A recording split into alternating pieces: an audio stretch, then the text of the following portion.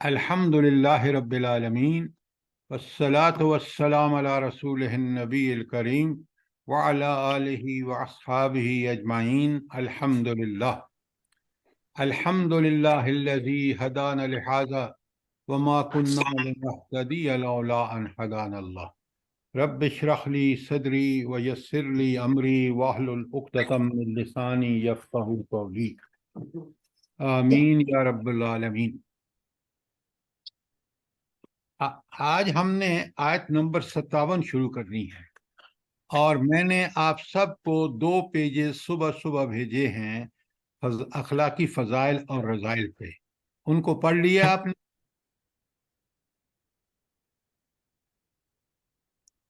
ذرا جواب جلدی جی دیا سر۔ کریں۔ جی سر، پڑھ لیے۔ اچھا، اب ذرا آیت کو بڑے غور سے سننا، یہ بہت ہی قرآن کی تربیت پوائنٹ آف ویو سے بہت اہم آیت، اور آج ابھی آپ کو پتہ چلے گا کہ ہم بحیثیت امت مجموعی طور پر ہم لوگ کیوں اتنے اخلاق میں کمزور ہیں، وجہ کیا ہے، آج آپ کو سمجھ آئے گی۔ بسم اللہ الرحمن الرحیم، آیت نمبر 57۔ یا ایہا الناس، خطاب کس سے؟ ساری انسانیت سے۔ کیوں؟ سارے انسانوں کا پیدا کرنے والا اللہ تعالیٰ ہے، اور قرآن نے جب کہا یا ایہا الناس تو اللہ تعالیٰ ان تمام اپنی مخلوق انسانوں کو خطاب کر رہا ہے۔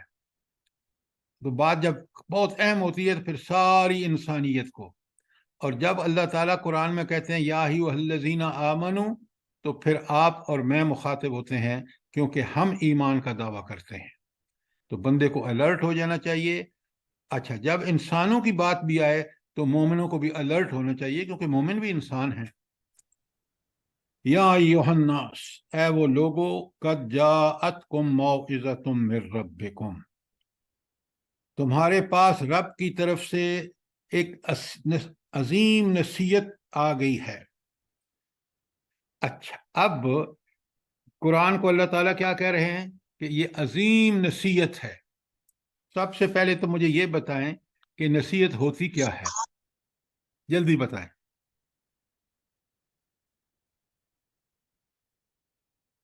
انسان کی بہتری کے لیے جو بات کہی جائے، خیر خواہی ہے، ہدایت ہے، اور بولیں تاکہ مجھے پتہ چلے۔ بہتری کے لیے بولا جائے۔ سب کی طرف سے احکامات زندگی گزارنے کے لیے، صراط مستقیم کے لیے۔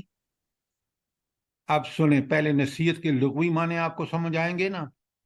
نصیحت کے لغوی معنی ہیں انتہائی ہمدردانہ مشورہ، جو بالکل خیرخواہی اور ہر طرح کی جذبات کے بعد کسی کو دیا جائے۔ آپ لوگ خود روز اپنے بچوں کو نصیحت کرتے ہیں، وہ نصیحت کیا ہے؟ وہ انتہائی خیرخواہانہ اور مشفقانہ مشورہ ہے، جو آپ اپنی پوری زندگی کا نچوڑ کے نتیجے میں اس کو نصیحت کرتے ہیں۔ تو نصیحت کوئی عام چیز نہیں ہے، یہاں نصیحت سے مراد انتہائی ہمدردانہ، مشفقانہ اور ایسا مشورہ جو زندگی میں بہترین، اس سے بہتر کوئی نہ ہو، کیونکہ یہ اللہ کی طرف سے ہے۔ تو جب اللہ فرمائے کہ جاءتکم موعظۃ، کہ تمہارے پاس نصیحت آ گئی ہے قرآن کی شکل میں، تو ہمیں سمجھنا چاہیے کہ اب یہ ہے وہ اصل نصیحت۔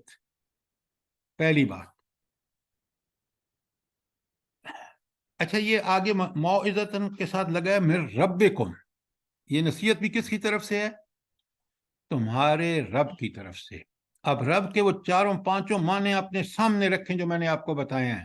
وہ پالنے پوسنے والا، نمبر 1، نمبر 2 وہ کفیل، نمبر 3 وہ ایسا سردار جو صاحب اقتدار ہے، علی کل شیء قدیر ہے، اور وہ مالک ہے، حاکم ہے۔ تو یہ نصیحت کس کی طرف سے ہے؟ اس حاکم کی طرف سے جس کے سامنے ہم نے پیش ہونا ہے قیامت کے دن، لہذا یہ عام نصیحت نہیں ہے۔ بڑے دیکھیں، ذرا الفاظ پہ غور کریں، اس کی معنی کی وسعت کو دیکھیں۔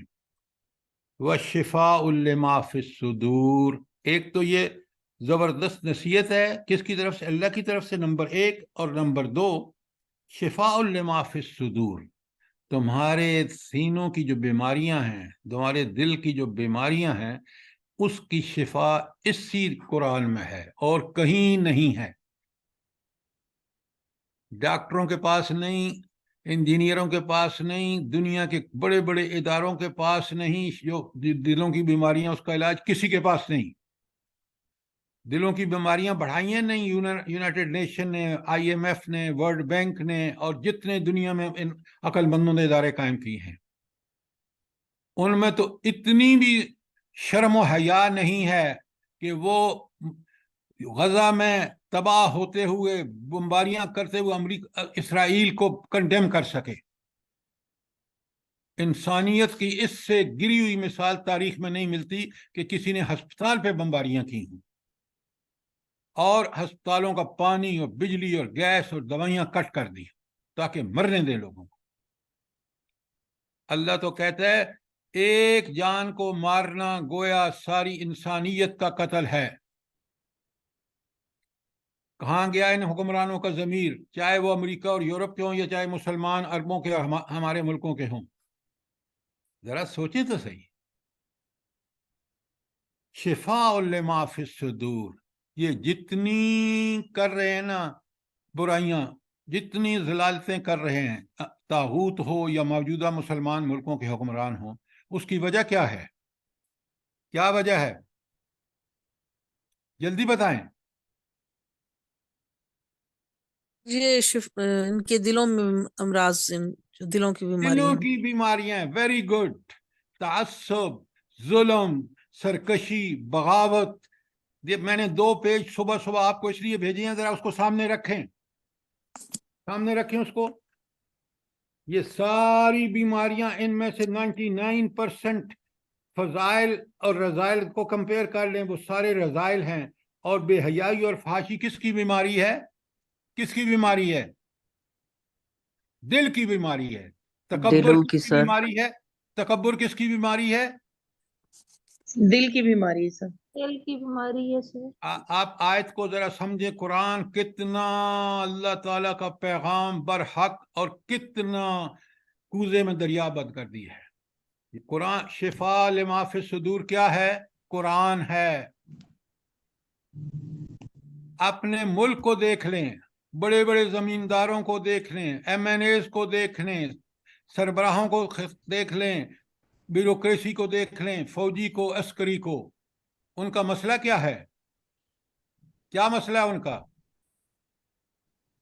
उनके दिल उनके बीमार है। दिलों में रोग है सर। दिलों की बीमारी है। ये सारी रज़ाइल उनके अंदर मौजूद हैं, देख लें, मैंने आपको भेजा है, जरा गौर से पढ़ें। ये है आज के और हर जमाने के मुसलमान इंसान का मसला कि उसने, देखें, ये जो माल की हिरस और कसरत तलब है, ये भी किसकी बीमारी है? ये भी दिल सर की दिल बीमारी की है सर। बीमारी ये ये भी भी सर दिल की दिल की बीमारी बीमारी है। है। दिल में बुखल पैदा होता आपके घरों में सास और बहू के जो झगड़े हैं, वो किसकी बीमारी है? सर दिल है। ये की। भी दिलों की बीमारी है। हाय हाय हाय, अब आपको अंदाजा हो रहा है। और इन दिलों की बीमारियों की शिफा क्या है? अल्लाह ताला खुद फरमाया, शिफा उल्लिमा फी सुदूर। ये कुरान है जो तुम्हारी, इसको पढ़ के समझ पे इस पर अमल करोगे, तुम फजाइल को अपना लोगे, और रजाइल जिन्होंने तुम्हारी जिंदगी, तुम्हारे घरों को, तुम्हारे मोहल्लों को, तुम्हारे शहरों को, तुम्हारे मुल्कों को, पूरी दुनिया को बर्बाद कर रहा है, उसका इलाज सिर्फ और सिर्फ कुरान है। अच्छा, एक और बात बताएं, आप माशाल्लाह सब नमाजी हैं, नमाज की सबसे बड़ी खूबी क्या है? सबसे बड़ी? वो बेहयाई से मना करती है। सर ये दिलों की दूर करती है, दिलों के अंदर से बीमारी दूर करती है। सूरह है। काफ। आजिज़ी ठीक सर, है बात आजिज़ी। सर तकब्बर खत्म कर दिया जब बंदा झुकता है और वेरी सजदा गुड, करता है। Very good. तकब्बुर, सारी अमेरिका का तकब्बुर, नेतन्याहू का तकब्बुर, यूरोप के हुक्मरानों का तकब्बुर, हमारे पाकिस्तान के तकब्बुर हुक्मरानों का तकब्बुर, मुसलमान हुक्मरानों का तकब्बुर, अगर कोई चीज तोड़ सकती है वो सजदा और रुकू अपने सेंस के साथ नमाज में। आप रुकू में कहते हैं, झुक के कहते हैं सुबहान रब्बी अल आला। आला और अरफा कौन है? मेरा रब है, मैं उसका गुलाम हूं, अब्द हूं मैं। मुझे जेब नहीं देता कि मैं तकब्बुर करूं। तकब्बुर के अगर लायक है कोई हस्ती जिसके पास सारी ताकतें कुदरतें हैं, वो अल्लाह रब्बुल आलमीन की हस्ती है। कभी सोचा तो करें। लिहाजा कुरान, नमाज का एक सबसे बड़ा फायदा, आप सजदे में जाके अपना माथा और नाक टेक के जमीन पे, फिर आप कहते हैं सुबहान रब्बी अल आला। आला और अल्फा तो रब है, मेरी तो ये हालत है, मैं उसके सामने इतना कमजोर और झुका हुआ हूं। अगर मैंने सजदा और रुकू सोच समझ के किया है, यकीन माने तकब्बुर मेरे करीब फटक भी नहीं सकता। इस नमाज का हुक्म किसने दिया है? अल्लाह ने। कहाँ दिया है? कुरान में दिया है। तो कुरान है लिमा शिफा लिमा फी सदूर या नहीं है? बिल्कुल है बिल्कुल है। बेशक है। जरूर समझें, समझें कुरान हमारे पास अल्लाह की दुनिया की सबसे बड़ी नेमत है। इसको छोड़ के हम जलील हुए हैं। इससे ज्यादा कोई बेशर्म मुसलमान का पार्लियामेंट हो सकती है जो ये कहे कि पार्लियामेंट सुप्रीम है? वो ये गधे सुप्रीम है जिनको अल्लाह को पहचानते ही नहीं। सुप्रीम इस कायनात में सिर्फ एक हस्ती है, मुक्तदर आला एक है, और वो है अल्लाह ताला की जात।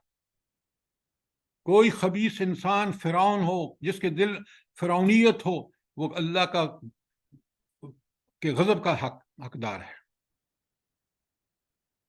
तो ये शिफा लिमा फी सुदूर को ऐसे ना पढ़ के सवाब के लिए गुजर जाया करें।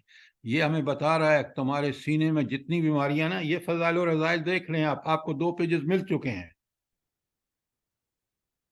खुदा के लिए इनको पढ़ें। तो ये इन रज़ाइल का इलाज जो है वो सिर्फ और सिर्फ कुरान में है। अच्छा, अब बड़े सोच के जवाब दीजिए, और जो आप समझे मेरा जवाब ठीक है। ये जो अखलाक बनता है, क्या बनता है कि फजाइल को आप अख्तियार कर लें जो आपके सामने लिखे हुए हैं, और रज़ाइल को छोड़ दें। इसका जो सबसे बड़ा फायदा है वो इंसान की शख्सियत ही उसी वक्त मुफीद हो सकती है, घर के लिए, माशरे के लिए, दफ्तर के लिए, हुकूमत के ओहदों के लिए, जब वो फजाइल से आरास्ता हो और रज़ाइल नाम की उसमें कोई चीज़ ना हो। अगर मैं गलत कह रहा हूं तो सवाल करें, दलील से बात करें, मैं ताकि मैं अगर मैं गलत सोच रहा हूं मैं ठीक हो जाऊं। बिल्कुल सर सही है। अच्छा, अब आप मुझे एक जवाब दीजिए, किसी मोमिन का अखलाक कब दुरुस्त होगा? मोमिन का अखलाक कब ठीक होगा? कौन सी चीज है जिसका? जी, तिलावत कुरान पाक और इत्तबाए रसूल सल्लल्लाहु अलैहि वसल्लम। ये बड़ी, कुरान और सुन्नत। ये बात की बातें हैं। सबसे पहले डॉक्टर साहबा मेरा ईमान, मैं इत्तबाए रसूल जब करूंगा, मेरा अकीदा रिसालत ठीक होगा, तो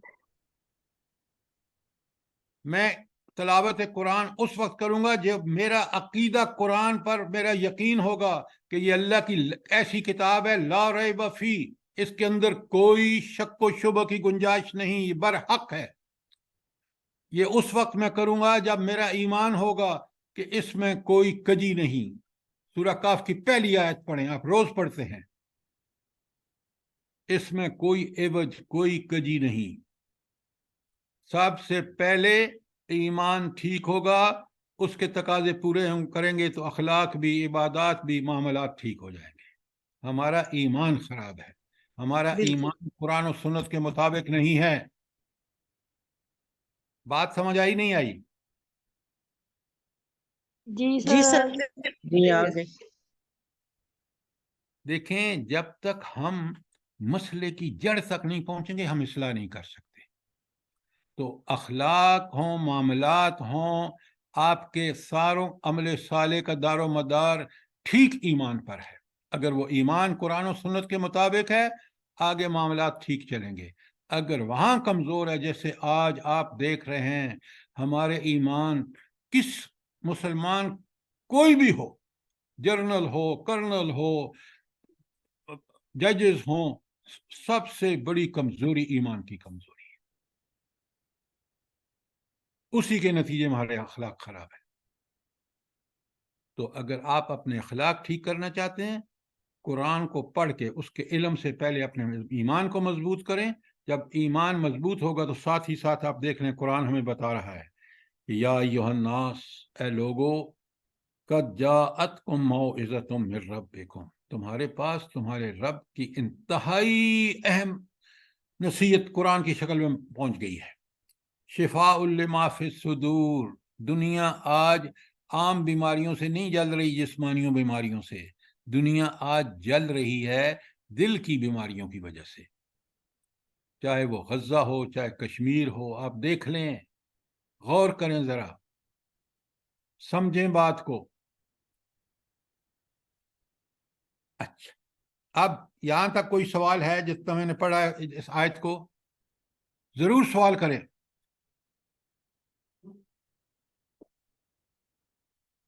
کوئی سوال نہیں؟ سر میرا ایک سوال ہے. السلام علیکم. وعلیکم السلام. سر جی یہ سر یہ صدور اور قلوب میں کیا فرق ہوتا ہے؟ قاف جو موٹا قاف ہے نا. بہت بہت اچھا سوال کیا آپ نے.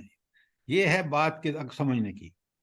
اچھا، صدور کو اللہ تعالیٰ یہاں جب ہم آیت کے سیاق و سباق کو دیکھتے ہیں نا، یہاں صدور کا معنی سوائے قلب کے اور کوئی نہیں ہو سکتا. کیوں؟ یہ بیماریاں سینے میں دل ہے اور اس دل کی بیماریوں کا ذکر ہے. تو قلب کہیں وہ جب تک آپ یاد رکھیں سیاق و سباق سے ٹھیک معنی متعین ہوں گے، ورنہ ڈکشنری معنی تبدیل ہو جاتے ہیں جب وہ اصطلاح کے طور پر آتا ہے، اور خاص کر جب وہ اس طرح کا دل کا معاملہ آتا ہے. وَجَعَلَ لَكُمُ السَّمْعَ وَالْأَبْصَارَ وَالْأَفْئِدَةَ، وہاں افئدہ کا لفظ آیا ہے، اور وہ بھی دل کے لیے ہے. اب آپ کے ڈاکٹر مانتے ہیں، اب تک سائنس دان اور وہ کہتے ہیں بس یہ عقل کا معاملہ ہے. اللہ تعالیٰ کہتے ہیں فہم و ادراک کا تعلق دل سے ہے. تو آپ کو جب بھی معنی اسٹیبلش کرنے ہوں گے آپ حتمی معنی کسی لفظ کے نیت، کیونکہ قرآن کا کمال ہے اور یہی فصاحت و بلاغت ہوتی ہے کہ بالکل اپروپریٹ لفظ بولے. تو اللہ تعالیٰ نے صدور، ما فی الصدور، سینوں میں دل ہے، اور یہ دل کی بیماریاں ہیں جو آپ سب، میں نے پیج 2 بھیج دی ہیں آپ کو. اب بات سمجھ آ گئی؟ جی سر، کیونکہ وہ سورہ ناس میں بھی صدور کا لفظ استعمال ہوا ہے نا، اس لیے میں پوچھ رہی تھی صدور وسوسوں کے کانٹیکسٹ. آپ کو پوری آیت پڑھنی ہوگی، فوراً سمجھ آ جائے گا آپ کو. جیسے یہاں آپ دیکھ لیں نا، دل کے علاوہ کوئی ہو سکتا ہے آگے؟ اب آپ کے اگر کوئی سوال نہیں ہے تو پوچھیں، بہت اہم آیت ہے. جزاک اللہ ڈاکٹر صاحب. اور کوئی سوال؟ اب آگے چلتے ہیں. بڑی اہم آیت ہے، ایک ایک لفظ کو غور سے دیکھیں. وَہُدًى، اور یہ ہدایت ہے. وَرَحْمَةٌ، اور یہ رحمت ہے. قرآن ہدایت بھی ہے اور قرآن رحمت بھی ہے. جی، قرآن ہدایت بھی ہے اور قرآن رحمت بھی ہے. کتنی بڑی بات ہے کہ ہماری ہر معاملے میں رہنمائی بھی کرتا ہے اور ہمیں اللہ کی رحمتوں کا مستحق بھی بناتا ہے. اچھا، یہاں رحمت اور ہدایت کا تعلق کیا ہے آپس میں؟ جلدی بتائیں. سر ہدایت ہوگی تو رحمت بھی حاصل ہوگی. ہدایت پہ چلو گے تو پھر رحمت ملے گی. یہ آپ بالکل بات غلط کہہ رہے ہیں. ہدایت کا رستہ اختیار کرو گے اللہ کی رحمتیں آ جائیں گی. سمجھیں بات کو. ہدایت ہوگی تو رحمت ہوگی، یہ کوئی بات ہے؟ ہدایت پہ عمل کرو گے تو رحمت اللہ کی گارنٹی ہے. دوسری جگہ بھی کہا. لیکن یہ ہدایت اور رحمت ہے کن لوگوں کے لیے؟ یہ قرآن کن لوگوں کے لیے ہے؟ للمؤمنین मोमिनों در के رکھا ہے लिए مومنین کے لیے، ایمان والوں للمومنین، کے لیے۔ للمومنین، مومنوں کے لیے۔ اب یہ مومن کون ہے یہاں؟ مومن سے مراد کیا ہے مجھے بتائیں، کیا مطلب ہے مومن کا یہاں؟ وہ ایمان ہے جس کا قرآن پر، اپنے سے قرآن کی دور یہ آپ جنرل بات کہہ کے بالکل اپنے آپ کو اس حقیقت سے دور کر لیتے ہیں۔ सब للمومنین، ये آپ میری بات سنیں، اب بند کریں آپ سارے فلسفے، قرآن کی بات سنیں۔ قرآن اگر میں غلط کہہ رہا ہوں تو مجھے بتائیں۔ للمومنین کا مطلب ہے کہ ان کا ایمان اس قرآن کے مطابق بالکل ایسا ہے جیسے قرآن کہتا ہے، یہ ہر قسم کے شک و شبہ سے بالا تر ہے، یہ برحق ہے، اس میں گنجائش ہی نہیں ہے، لا عوج لہ، اس میں کوئی کجی نہیں ہے۔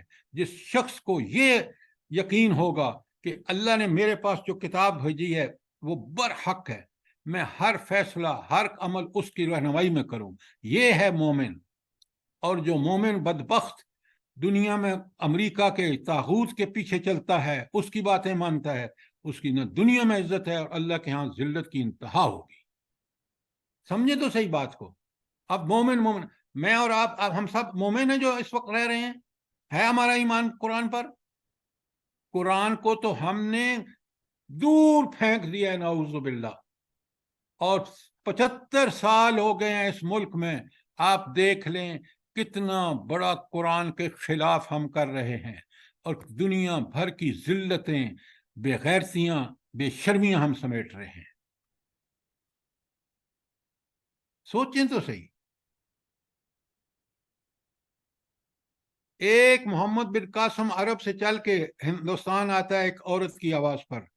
آج اتنی بڑی امت مسلمہ، اربوں کی تعداد، اور غزہ میں نہیں پہنچ سکتے کہ وہاں ہماری مائیں بہنیں بیمار، بوڑھے بچے، وہ بچے بھی جو ایک دن پیدا ہوتے ہیں وہ بھی شہید ہو رہے ہیں۔ ہم میں غیرت ہی نہیں ہے، کیا بات کرتے ہیں؟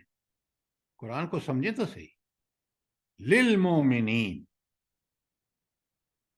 یہاں اس میں وہی مومن ہیں جن کو شدید قلق ہے کہ کاش کاش ہم اپنے بھائیوں کے کچھ کام آ جاتے، ہم ان شہیدوں کے، ان مجاہدوں کے دعائیں دن بھر کرتے ہیں۔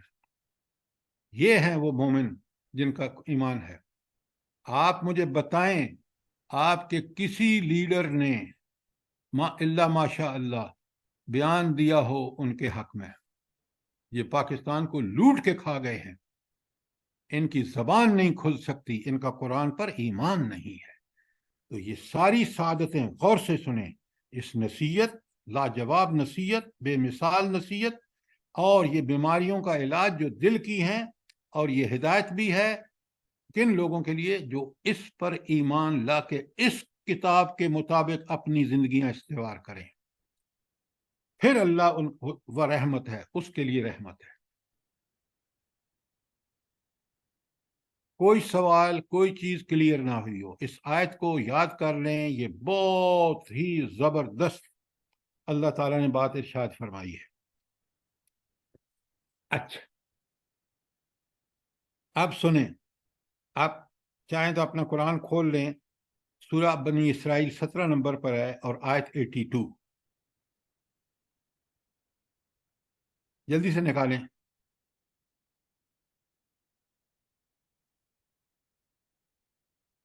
آیت نمبر 62، 82، 82 نمبر۔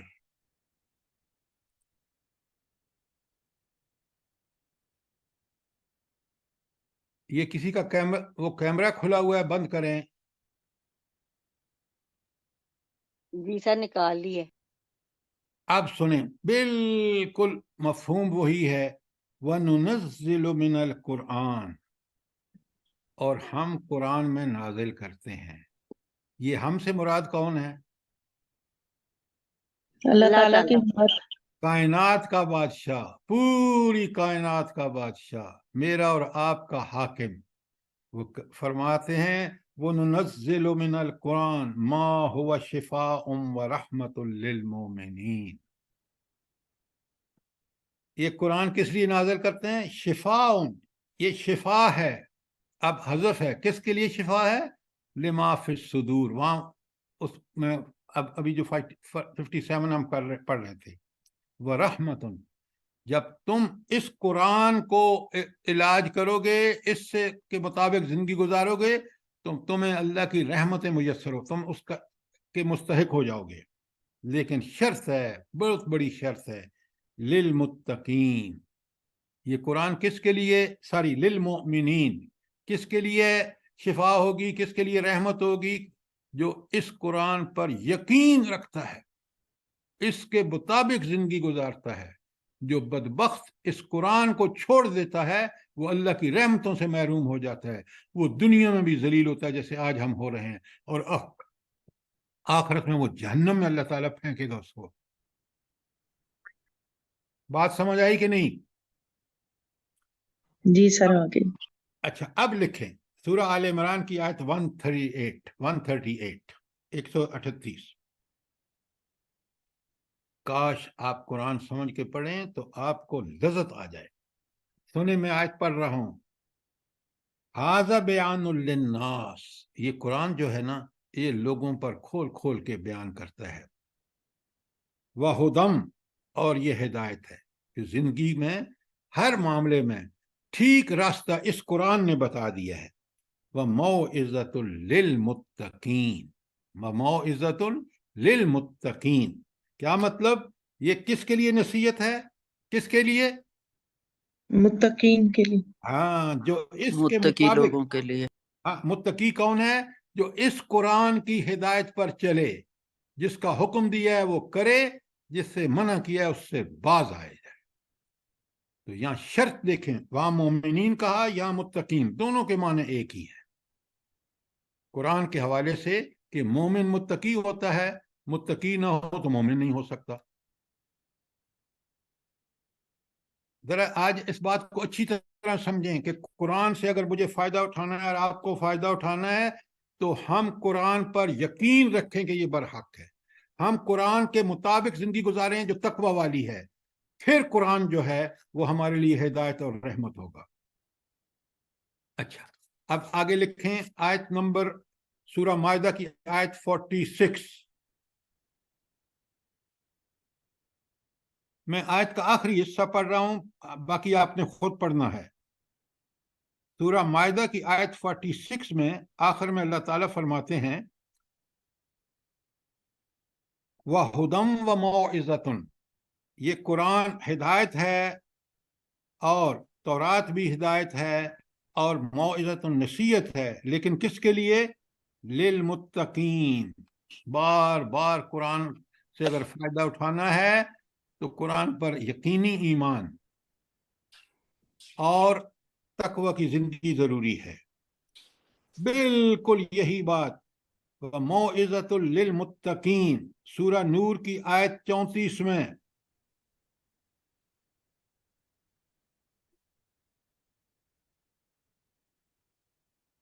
تو آپ یہ مجھے بتائیں، قرآن کو بہترین غلاف میں لپیٹ کر اب اونچی جگہ رکھ دینا اور رمضان میں کھولنا، تو کیا وہ شخص قرآن پر ایمان رکھتا ہے؟ بتائیں مجھے. نہیں سر. یہ تو مذاق ہے. یہ کس قسم کا ایمان ہوگا سر؟ جی، کا یہ تو ایمان کی کوئی مثال ہی نہیں ہے کہ قبروں میں لپیٹ کے تو رکھ دیں اور بس رمضان میں کھول لیں قرآن شریف. تو آپ نہ وہ ایمان ہے اس کا قرآن پر، نہ وہ متقی ہے، تو فائدہ اس کو قرآن کیسے دے گا؟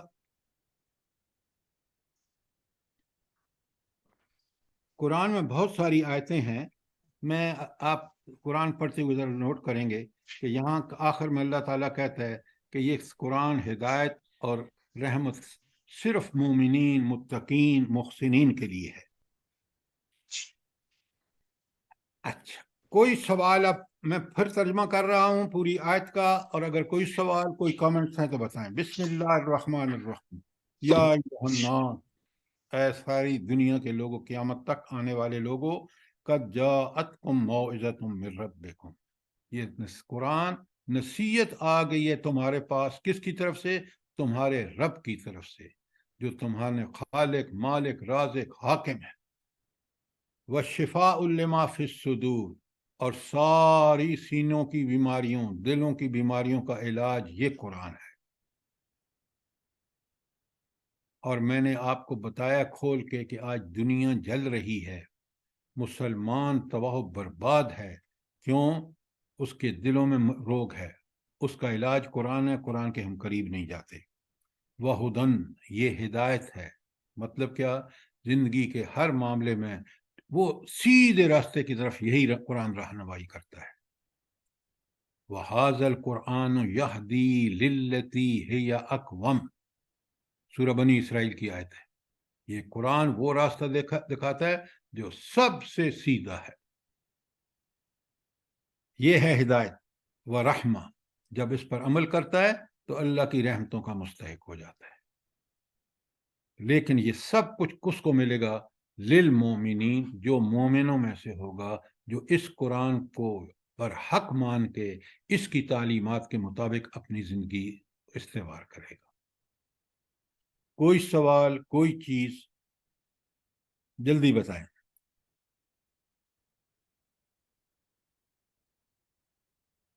اچھا جلدی سے بتائیں، قرآن کی آیت 57 میں کتنی صفات بیان ہوئی ہیں قرآن کی؟ جلدی بتائیں. 5. بالکل غلط. سر 4. 4 ہے سر. 4 بالکل ٹھیک کہا آپ نے. جی اس طرح پڑھتے ہیں کہ 4 صفات قرآن کی ہیں. اب میں دیکھوں کہ ان صفات کے مطابق میں اس قرآن کے ساتھ معاملہ کر رہا ہوں یا نہیں کر رہا. یہ ہے فہم قرآن. یہ ہے قرآن کا مطالبہ آپ سے اور مجھ سے.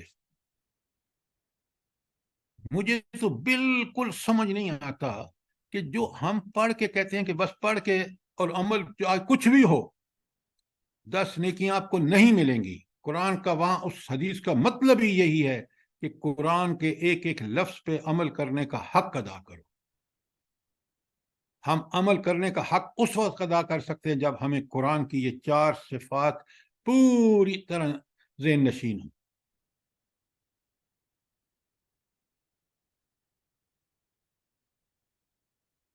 اچھا، اب اگر کوئی سوال نہیں ہے اور آپ مجھ سے وعدہ کریں کہ آپ اس کو یاد کر لیں گے تاکہ پھر ہم زندگی کے ہر موڑ پہ اچھا طریقہ میں آپ کو بتاؤں. جو سب سے اچھا طریقہ ہے، جب ایسی آیات ہونا 4-5 آیات آگے پیچھے ساری پڑھ لیں، یاد کر لیں، اور نماز میں ان کو پڑھیں، فارغ وقت میں ان کو پڑھیں، پھر دیکھیں آپ کا ایمان کیسے بنتا ہے. اب آ جائیے آیت 58 پر. اللہ تعالیٰ فرماتے ہیں سر شکر الحمدللہ مجھے یاد ہے اور میں روز نماز میں پڑھتی بھی ہوں الحمدللہ ثم الحمدللہ. بس اللہ کا شکر ادا کریں آپ. لیکن آپ کو یہ معنی اسی طرح پتہ تھے جس طرح میں نے سمجھائے ہیں؟ سر کچھ کافی پتا تھے، کافی اب اور زیادہ سمجھ آ گئی. تو ذرا سمجھ کے پڑھا کریں نا، غور کیا کریں. سنیں آیت 58 اور آیتوں کا ربط دیکھیں. قل، اے اللہ کے رسول نے بتاؤ، اعلان کرو. کس بات کا؟ بفضل اللہ و برحمتہ. یہ اللہ کے فضل اور اس کی رحمت ہے. بلا اللہ کا فضل اور رحمت کیا ہے؟ سر یہ قرآن. یہ قرآن. بالکل آپ نے ٹھیک کہا. یہ اللہ کا فضل ہے. ہمارا کوئی حق نہیں تھا. اس کے کرم اور فضل سے اس نے باتیں کھول کھول کے اس قرآن میں بیان کی تاکہ ہمیں سمجھانے کی کوئی کسر نہیں چھوڑی. تو یہ ہے اس کا فضل اور اس کی رحمت ہے. اگر ہم اس کی رحمت کا مستحق بننا چاہتے ہیں تو اس قرآن کو پکڑ لیں. فَبِذَلِكَ فَلْيَفْرَحُوا، تو اسی کے لیے ان پہ لازم ہے کہ وہ خوشیاں منائیں، سیلیبریٹ کریں. کیا مطلب ہے؟ اس قرآن کے موجود ہونے پر جتنی خوشی ادا کی اللہ خوش ہوا جائے اتنا کم ہے. کیوں؟ یہ دنیا کی خوشیوں اور آخرت کی خوشیوں کا سارا حصول اس کے عمل کرنے پہ ہے. لہذا فَلْيَفْرَحُوا، وہ خوش ہوں، سیلیبریٹ کریں. هُوَ خَيْرٌ مِّمَّا يَجْمَعُونَ، یہ قرآن اس سے کہیں بہتر ہے جو دنیا میں مال سمیٹ رہے ہو. بھلا قرآن کیوں بہتر ہے اور مال جو سمیٹ رہے ہیں وہ کیوں بہتر نہیں ہے؟ اللہ تعالیٰ کیوں کہہ رہے ہیں؟ ذرا جواب دینا، دلیل دے مجھے. سر قرآن میں دنیا اور آخرت کی بھلائیاں ہیں اور نہیں مال و متاع. نہیں نہیں نہیں نہیں، دونوں کو کمپیئر کر کے بتائیں. بات مال سوال حقیقت نہیں ہے سر، وہ تو وقتی طور پہ ہے. نہیں ڈاکٹر صاحب نہیں، یہ آپ جو بات کہہ رہی ہیں یہ بڑی دور کی بات ہے. سر دنیا کی جو بھی بھلائیاں ہیں نا وہ ساری ختم ہونے والی ہیں، جبکہ اس قرآن کے مطابق خدا اگر کے ہم بندے زندگی گزاریں کیا بات کر رہے ہیں؟ خود بھلائیاں باقی رہیں گی، مال ختم ہونے والا ہے. سوچ کے بولیں. دنیا کی بھلائیاں ختم ہو جائیں گی، وہ تو ساتھ جائیں گی، آخرت میں کام آئیں گی. اب سنیں پہلے بات سنیں اب میری. ہو خیرن، یہ قرآن بہت بہتر ہے. اس پہ عمل کر کے جب بھلائیاں کمائیں گے نا، دنیا بھی رحمت کے مستحق ہوں گے اور آخرت میں یہ بھلائیاں تمہارے ساتھ جائیں گی. اور مال یہ دنیا میں اللہ نے آزمائش کے لیے دیا ہے، اور یہ مال دنیا میں ہی رہ جائے گا، آگے ساتھ اس نے کچھ بھی نہیں جانا. وہاں کام آئیں گی تو بھلائیاں کام آئیں گی. تو ہوا خیرن، یہ قرآن ہی بہتر ہے. اور مما یجمعون، وہ جو تم چیزیں جمع کرتے ہو، جو مال جمع کرتے ہو، وہ تو یہیں رہ جائے گا، اسی کے بارے میں تم سے سوال ہوگا. 4 حروف ہیں. قرآن کتنا ہم سوچتے نہیں ہیں. ساری صلاحیتیں جو اللہ نے ہمیں دی ہیں یہاں لگاتے، اس پہ عمل کرتے تو آج دنیا میں بھی ہم ٹاپ پہ ہوتے اور آخرت میں جنت ملتی. اس کو چھوڑا، دنیا کی ذلتیں آپ کے سامنے ہیں. مال تو بنا لیا، ڈگریاں بھی ہم نے لے لیں، ڈالر میں تنخواہیں بھی لے لیں اور کوٹھیاں بھی بنا لیں. عزت کہاں ہے؟ ذلت کی انتہا نہیں ہے یہ.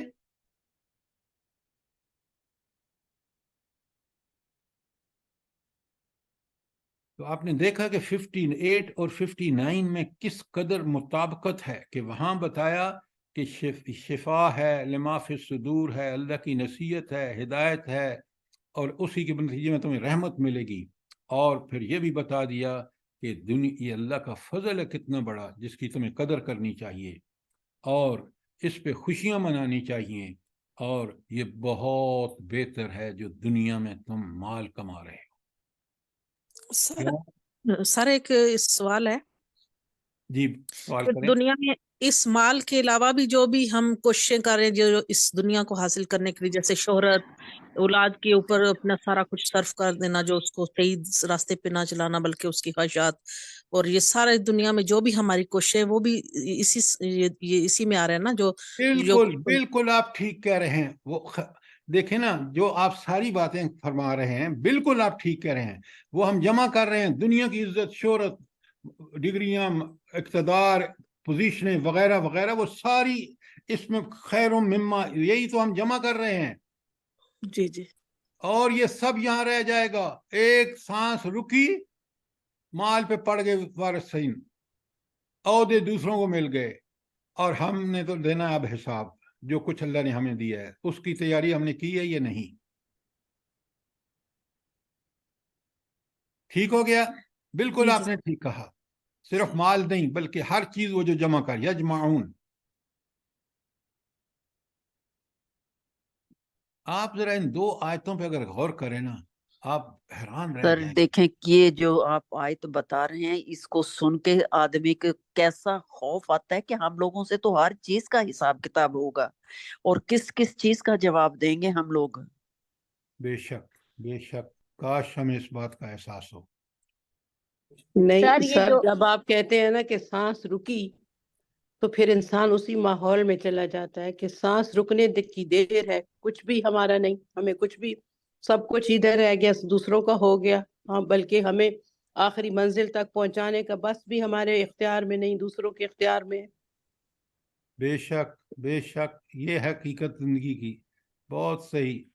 فرمایا سر آپ نے۔ یہ آپ نے جو کہا نا کہ ہر چیز کا حساب ہوگا، سر جب ہم چھوٹے تھے تو ہماری نانی اللہ بخشے وہ کہتی تھی اتنے کپڑے مت بناؤ، حساب دینا پڑے گا، پانی زیادہ مت بہاؤ، حساب دینا پڑے گا۔ ہم کہتے تھے پتہ نہیں نانی کیا کہہ رہے ہیں، سر اب سمجھ آئی کہ واقعی ہر چیز کا حساب دینا پڑے گا، سوچ سمجھ کے کرنا چاہیے۔ آپ دیکھ رہے ہیں وہ آپ کی نانی ماشاءاللہ آج کے پڑھے لکھوں سے کہیں زیادہ اللہ کی باتوں کو سمجھتی تھیں۔ جی سر بالکل بالکل۔ آج ہم ڈگریاں لے کے بھی جاہل ہیں، اور وہ لوگ کم پڑھ لکھ کر بھی کتنے اللہ سے ڈرنے والے تھے، کبھی سوچا آپ نے؟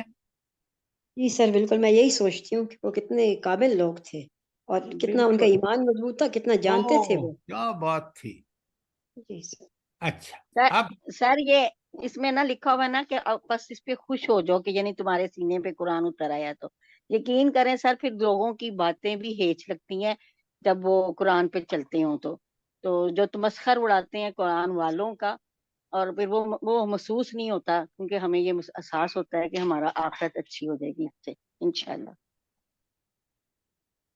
دیکھیں اللہ رب العالمین کے رسول صلی اللہ علیہ وآلہ وسلم جن کو لوگ کہتے تھے نبوت سے پہلے یہ صادق بھی ہیں امین بھی ہیں، برا معاشرہ اس میں سب لوگ اعتراف کرتے ہیں، حالانکہ اس وقت نبی نہیں تھے۔ جب نبوت آئی آپ اور میں کیوں پریشان ہوتے ہیں؟ کبھی آپ نے قرآن میں پڑھا نہیں ہے؟ آپ نے وہ کہتے ہیں نعوذ باللہ اسی ہستی کو کہ یہ دیوانہ ہے، یہ پاگل ہے۔ تو یہ انہونی بات نہیں ہے۔ اگر آپ کو کچھ تکلیفیں پیش آ رہی ہیں، آپ اس پہ صبر کر رہے ہیں، تو یہ نبی کریم صلی اللہ علیہ وسلم کی سنت ہے، یہ اس راستے کا ایک جانا پہچانا معاملہ ہے۔ اس پہ میں اور آپ فخر مت کریں کہ ہم کرتے ہیں، یہ اللہ کی دی ہوئی توفیق ہے، اور ہم اللہ کا شکر ادا کریں کہ ہمارے سینوں میں وہ بیماریاں نہیں ہیں جن کا ذکر اس آیت میں آیا ہے، جو انسان کو حیوان بنا دیتی ہیں۔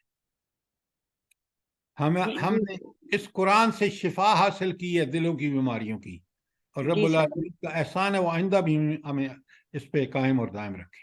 انشاءاللہ انشاءاللہ تو رب کا شکر ادا کرنا چاہیے، اس پہ کسی طرح کا اظہار نہیں کرنا چاہیے کہ نعوذ باللہ میں یہ کر رہا ہوں، یا بالکل نہیں۔ اللہ کا شکر ادا کریں، جتنا کر رہے ہیں وہ ابھی کم ہے، اس سے زیادہ کریں۔ ما توفیقی الا باللہ علیہ توکلت علیہ انیب۔ ہاں لیکن یہ پڑھتے ہم ہیں، کاش ہم اس کے معنی بھی سمجھیں۔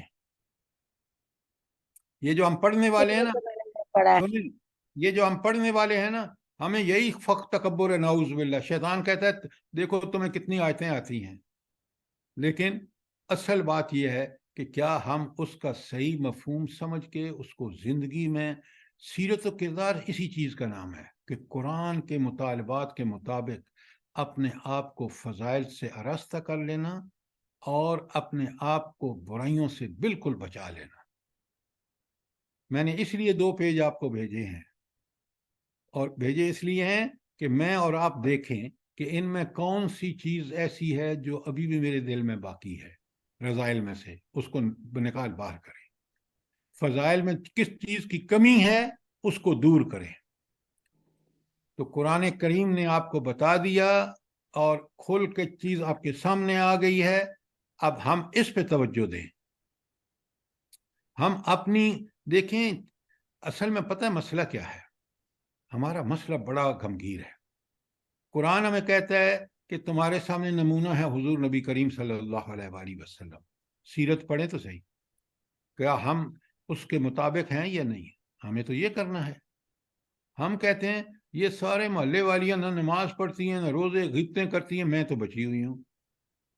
بھائی اتنا کافی نہیں ہے، ان کو بھی بچانا ہے آپ نے، اور اپنے آپ کو دیکھنا ہے کہ ایسا نمونہ بنے، اللہ تعالی ہمیں اس طرح عمل کی توفیق دے کہ ہم قرآن کا چلتا پھرتا نمونہ ہوں۔ آمین۔ اب چلتے ہیں آیت 59 میں۔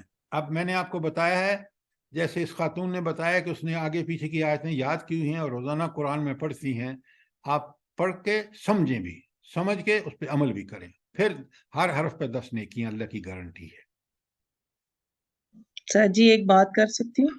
جی اوپر جی سر جی، میں اپنی بات کروں گی کہ مجھے تو روزانہ غم ہی لگا رہتا ہے کہ ہمارا عمل کیوں نہیں ہے اس کے مطابق. روزانہ پڑھتے ہیں, پڑھاتے بھی ہیں, لیکن وہ عمل کیوں نہیں ہے, ایک غم ہے اندر بہت زیادہ. ویسا عمل نہیں ہے جیسے اللہ تعالیٰ چاہتے ہیں. یہ آپ کے ایمان کے پکے ہونے کی نشانی ہے کہ مومن ہر آن اپنا جائزہ لے کے وہ کہتا ہے کہ یہ کمی ہے, یہ کوتاہی ہے, مجھے اس کو دور کرنا ہے. جب تک یہ فکر ہمیں دامنگیر ہوگا, جب تک ہم اپنی اصلاح کریں گے. تو یہ آپ اس بات پہ پریشان نہ ہوں, فکر مند ضرور ہوں اور اس پہ عمل کریں, تاکہ ہم, اگر یہ فکر نہیں ہے تو پھر میرا ایمان نہیں ہے کہ میرے اندر کمیاں ہیں, کوتاہیاں ہیں, اس کو دور کرنا ہے. قرآن جب پڑھتے ہیں تو ہمیں سمجھ آتا ہے. دیکھیں نا, اسی آیت میں تو اللہ نے اتنی لمبی چوڑی کھول کے بات ہمارے سامنے رکھ دی کہ دلوں کی بیماریاں تو بے شمار ہیں. اور میں اس پہ سر لیکن ہم آپ کوئی لیکچر سنتے ہیں, کوئی بک سیرت کی پڑھتے ہیں تو سر ہمارا ایمان تازہ ہو جاتا ہے. لیکن سر پھر کچھ دن تازہ رہتا ہے, پھر دیکھیں میڈم, یہ بالکل نہیں, اگر آپ کا قرآن سے رابطہ مستقل نہیں ہوتا. ورنہ اگر قرآن آپ نے طے کر لیا ہے کہ میں نے چاہے 2 ہی آیات روز پڑھنی ہے, سمجھنی ہے, ان کو اپنی زندگی میں دیکھنا ہے, پھر آپ کی یہ کیفیت نہیں ہوگی. یہ کیفیت اس وقت ہوتی ہے قرآن پڑھا, اس وقت فکر ہوئی, رکھ دیا, 6 مہینے بعد, 1 ہفتے کے بعد, 10 مہینے کے بعد قرآن کھولا, پھر یہ فکر ہوگی. ورنہ روز پڑھ کے, روز سمجھ کے اس پر اپنی اصلاح کا, تو یہ کیفیت نہیں ہوتی جو آپ بتا رہے ہیں. یہ کیفیت اس وقت ہوتی ہے یا تو قرآن ہم بغیر سمجھے پڑھ رہے ہیں, اس پہ غور و فکر نہیں کر رہے, اپنی اصلاح نہیں کر رہے, تو پھر تو یہ کبھی حل نہیں ہوگا مسئلہ. اس کا حل ایک ہی ہے, یہ نصیحت ہے. نصیحت پر عمل کرنے سے ٹھیک ہوتی ہیں خرابیاں کم ہوتی ہیں. لیکن اللہ تعالیٰ نے کمی اور کوتاہی ہو جاتی ہے جو ہم سے, اس کے لیے توبہ کا دروازہ کھلا ہے.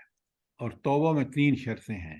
پہلے, سب سے پہلے انتہائی ندامت, نمبر 2 اس کام کو چھوڑ دینا, اور نمبر 3 باقی سارے کاموں کو قرآن کے مطابق کرنا. تو چھوٹی موٹی کوتاہیاں اللہ تعالیٰ معاف کر دے گا. اب چلتے ہیں آیت 59 میں, بڑے غور سے سنیے. اللہ تعالیٰ نے تو یہ بتا دیا نا, اور قرآن میں کھول کے بتا دیا. قرآن ایک ایسی, کبھی اپنے آپ کو قرآن کہتا ہے قرآن کتاب حکیم ہے, کبھی کہتا ہے یہ قرآن کتاب مبین ہے. تو قرآن کی یہ نام جو ہے نا, کبھی قرآن کہتا ہے میں فرقان ہوں, حق و باطل کی تمیز کرتا ہوں. لہذا اب قرآن بتا رہا ہے کہ اس کے اندر رہو گے تو تمہیں سمجھ آئے گا, اس کے مطابق چلو گے تو ٹھیک. کل اے نبی کریم صلی اللہ علیہ وسلم سے حکم ہوتا ہے, بتاؤ ان کو, آرائی تم کا ایک تو کیا تم نے نہیں دیکھا, لیکن اس کا صحیح مفہوم کیا اردو میں ترجمہ کیا ہوگا, جلدی بتائیں. غور و فکر نہیں کیا ہے. ہاں, ویری گڈ. کیا تم نے غور و فکر نہیں کیا کس بات پر؟ ما انزل اللہ لکم, وہ اللہ نے جو تم پر نازل کی ہے ساری نعمتیں, من رزق, رزق میں سے جو اللہ نے تمہارے لیے نازل کیا ہے. فجعلتم منہ حراما و حلالا, تم خود اس میں سے حلال و حرام کا فیصلہ کرتے ہو. نازل اللہ نے کیا, یہ اختیار اللہ کے پاس, تم کہاں سے آ گئے, تم یہ کام کرتے ہو.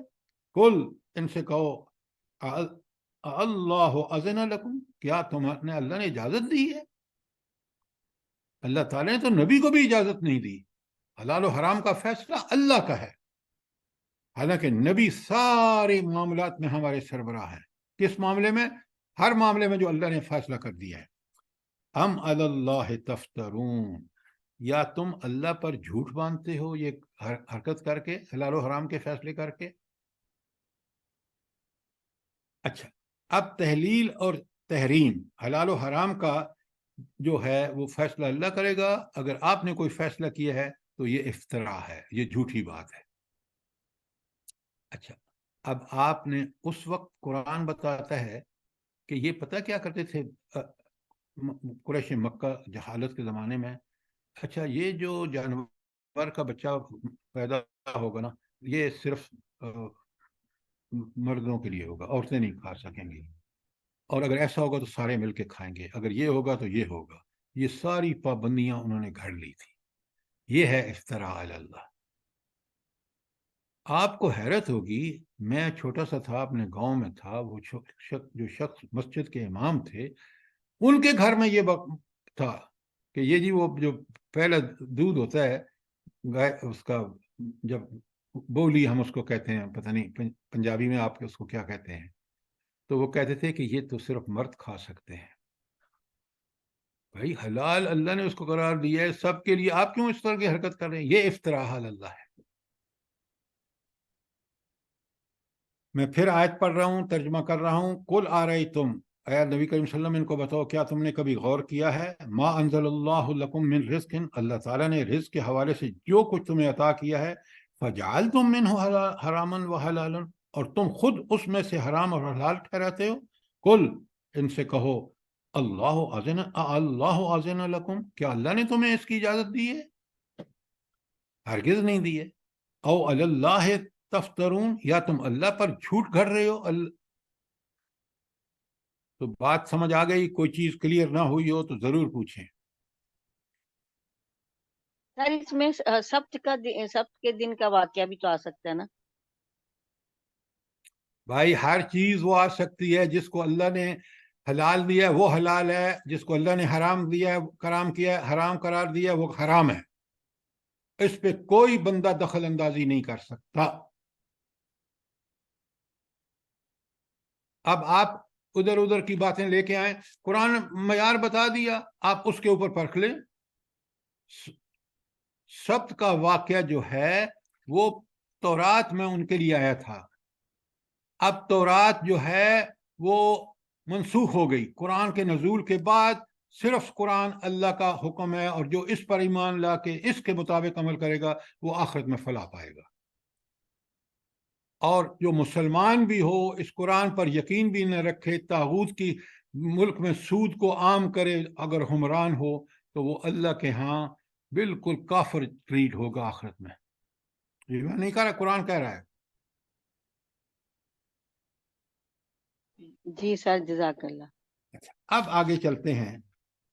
یہ آیتیں اچھی طرح سمجھیں کیونکہ اس کا تعلق بڑا ڈائریکٹ ہمارے ایمان اور عمل سے ہے. اب جی اس آیت میں بتایا گیا ہے نا کہ حلت و حرمت صرف اللہ کے اختیار میں ہے، اور تمدن کے وسیع تر معاملات میں بھی انسان اللہ کی کتاب سے ہی بے نیاز ہو کر قانون سازی نہیں کر سکتا. جو بھی قانون سازی کریں گے وہ بھی اس میں بھی حلت و حرمت کا خیال رکھنا ہوگا. میڈم اور آپ جو فرما رہے ہیں بالکل ٹھیک ہے. کوئی قانون سازی جو اس ملک میں 75 سال سے جس دن سے ملک بنا مذاق ہو رہا ہے، وہ ہم اللہ کے حرام کو حلال قرار دے رہے ہیں. اللہ کا دین حق اور حکم اللہ کا، اس کو چھوڑ کر آپ طاغوت کے پیچھے چلیں گے تو آپ تو اس آیت کی زد میں آتے ہیں. بات کلیئر ہے؟ جی سر. جی سر. اب چلیں آگے. آیت نمبر 60. وَمَا ظَنُّ الَّذِينَ يَفْتَرُونَ عَلَى الْكَذِبِ يَوْمَ الْقِيَامَةِ. میں ترجمہ کر رہا ہوں، پھر آپ سے ایک سوال کروں گا. کیا گمان ہے ان لوگوں کا جو اللہ پر جھوٹ باندھتے ہیں قیامت کے دن میں، کہ ان کا مقصد کیا ہے؟ کہ یہ جو اپنی طرف سے حلال و حرام ٹھہرا کے اور اللہ پر جھوٹ باندھ رہے ہیں، ان کا کیا خیال ہے قیامت کے دن کا معاملہ کیا ہوگا؟ یہ ہے کیا بلا؟ اس آیت کو کس کیٹیگری میں رکھیں گے؟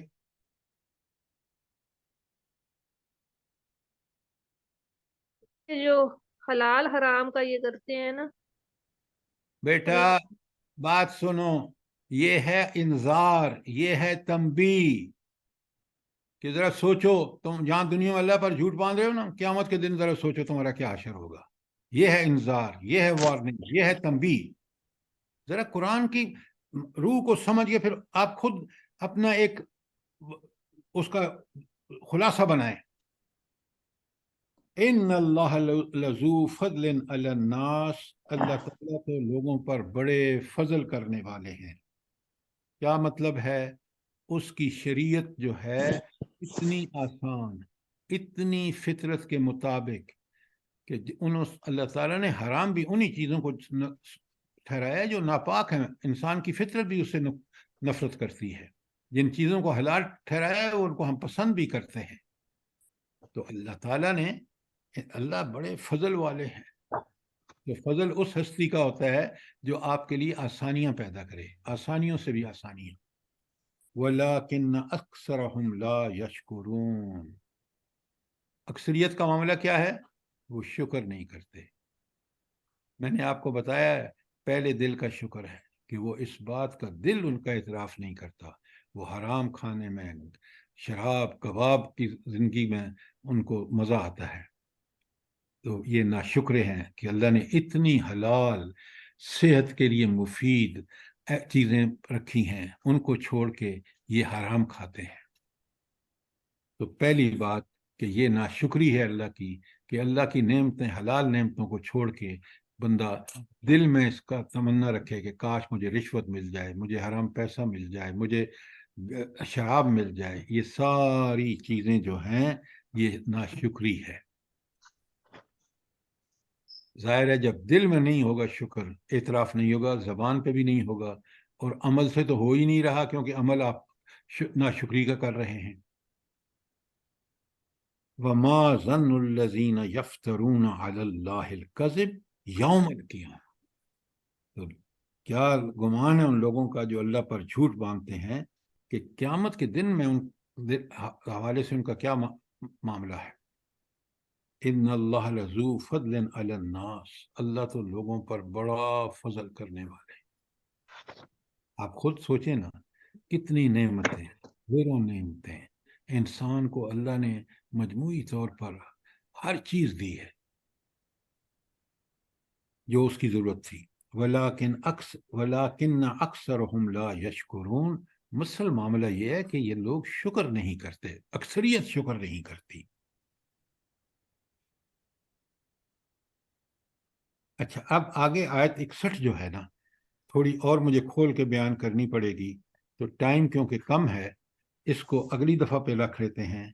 اب اگر کوئی سوال، کوئی کامنٹ آپ کا ہو، جو بات کلیئر نہ ہوئی ہو، تو ضرور کلیئر کریں تاکہ آپ قرآن کو سمجھیں، ہم سمجھ کے اس پر عمل کریں، اور اس کی رحمتوں کے کہ اللہ تعالیٰ ہمیں مستحق بنا دے.